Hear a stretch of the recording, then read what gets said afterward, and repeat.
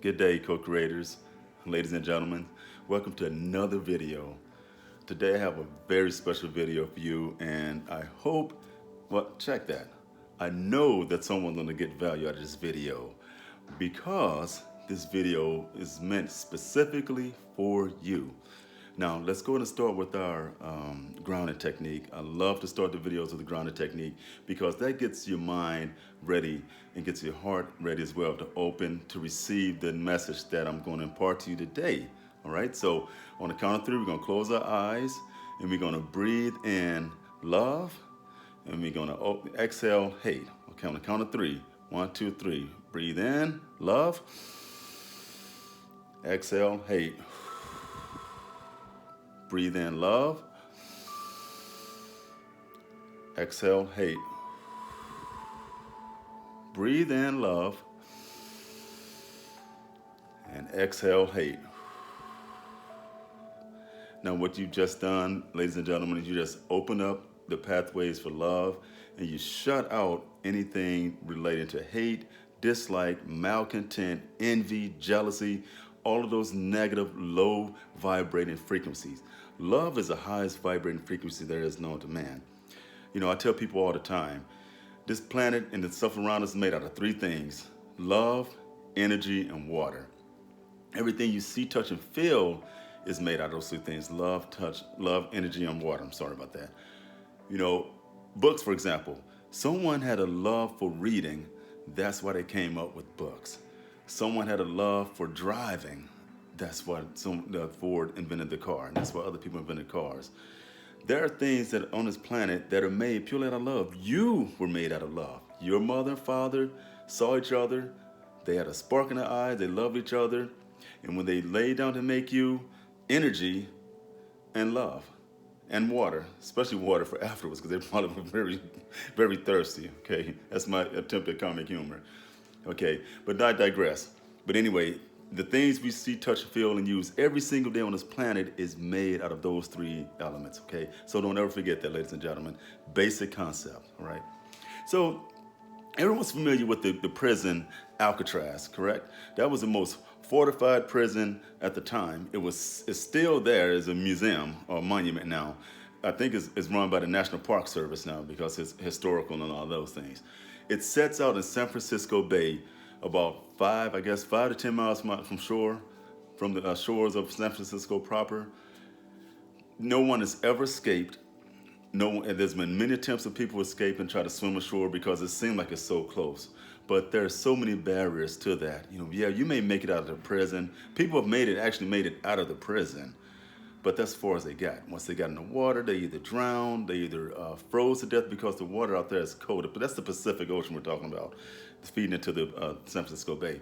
So the water is routinely in the 50-degree area. So, you know, and then again, these guys went in a prison, so they didn't have time to work out, to swim. There's definitely not going to be a swimming pool there for prisoners. They were in these small, confined cells. If they didn't have a regular program to work out, a regular routine to work out, they didn't have the stamina, for one. So those are all the barriers they had to deal with to try to escape from that prison. No man has ever escaped from that prison and survived that we know of. But what if I tell you there is a prison that there are no guards, there are no chain link fence, there's no 10-foot fence with cortina wire running across the top of it, there are no watchtowers with guards in them with rifles, sniper rifles that would shoot you dead, and even if you get through the fence. There are no dogs. There are bars. The bars, the cells are there, but the cells are probably open. You can probably come and go as you want. In fact, you can come and go as you want from this prison, if you choose to. Bet you people are like, what is he talking about now? This guy has lost his mind. Yes, there is a prison that exists like that. No guards, no dogs, none of that. No 10-foot fence with the razor sharp wire running across the top. Nobody checking cells. No one doing head counts. No one's making rounds, shining flashlights in your cells to make sure you're there. None of that exists in this prison. You know what this prison is, ladies and gentlemen? The prison is your subconscious mind. That prison is your subconscious mind. See, your subconscious mind can be a prison or it can be paradise. It all depends on what you put into it and what you feed into your subconscious mind. The subconscious mind has a lot of people the mind has a lot of people locked up because, they fear is one of those things. They fear taking the next step. The comfort zone, that's another form of fear. You're comfortable right where you are. I just want to come home from work and sit on the couch and watch my sitcoms. I just want to come home, sit on the couch in front of the computer and play my games. I just want to come home, sit in the living room or do whatever and play Scrabble, do whatever it is, because I'm comfortable right where I'm at. See, that's a prison mentality. That is a mentality that's got you stuck in your current situation. But let me tell you, your current situation is not your final destination because you have the ability to break out of that prison. You have the ability to escape that prison. You have the ability to change your life. Only if you decide to and choose to, ladies and gentlemen, it can be done. We are the only species on this planet that can change our minds and change our status and change how we live. Animals can't do that. Animals are just focused on one thing: eating, procreating, and surviving. We can change our lifestyle with our very next thought. So break free, break yourself out of that prison. Break yourself out of prison. Get out of the comfort zone. Get uncomfortable. Transform.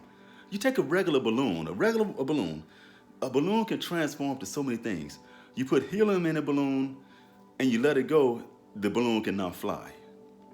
You fill the balloon up with the same balloon up with water, it changes shape. Now it's a fun game. You have water balloon fights. Transformation. Take the caterpillar, for example. I love using this analogy. Take the caterpillar, for example. A caterpillar can only move a couple of miles in I don't know how many hours. Probably takes them, 6 or 7 hours to move them out. I'm not sure the exact math behind it.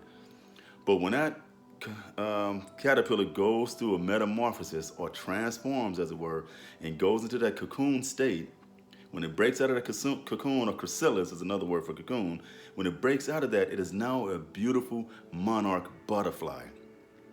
This butterfly is capable of flying from a forest down in Mexico all the way up through North America, up to Canada. You want to talk about transformation, talking about changing your life and changing how things are done now? That's the type of mentality you got to have. You have got to want to change. You have got to want to break free of the prison that you're in. How do you break free from the prison that you're in?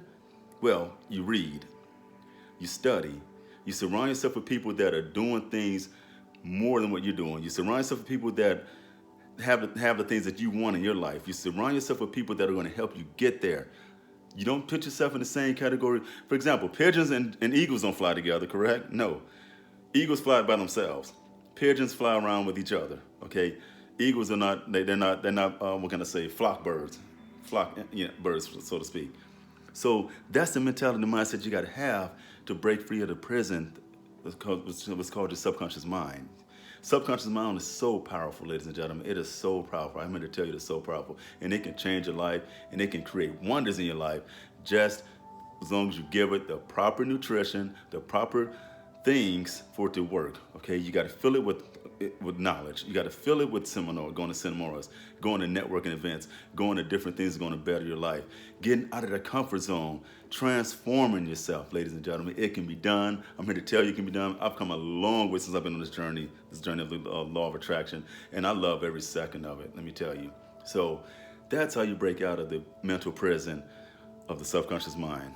You surround yourself with people, put great knowledge in your head by attending seminars and reading books. Turn the television off. Get out of the television. Open a book, because that's where it all is. Books are great because the information is there. That people who were in a situation like you and I, who decided to change, they wrote a book. Because it's all love, energy, and water, ladies and gentlemen. And that's it. This is Mark Cosby. I hope you guys have a great rest of your work week. Look for me on YouTube on the Mark Cosby. Go and hit the icon button and subscribe for new updates.